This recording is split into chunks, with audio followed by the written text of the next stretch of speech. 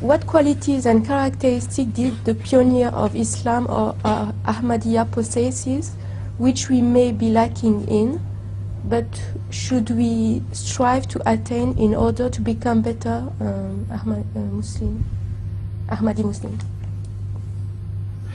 Yes, somehow.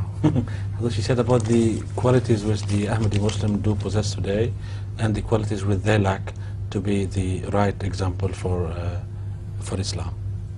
This question deals with a very wide variety of samples.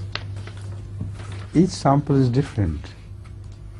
So how can I answer this question keeping in view all the Ahmadis of the world? There are some, of course, which possess the best qualities, as far as it's possible for a non-prophet to possess. But there are some who lack in most of the qualities, and in between there are so many different shades. It's impossible to describe.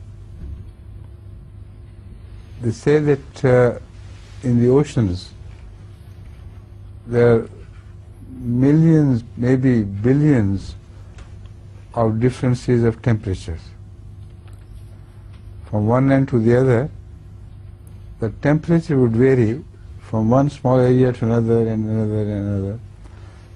So you're asking me, how can you define the varying temperatures who are like an ocean, vast and deep?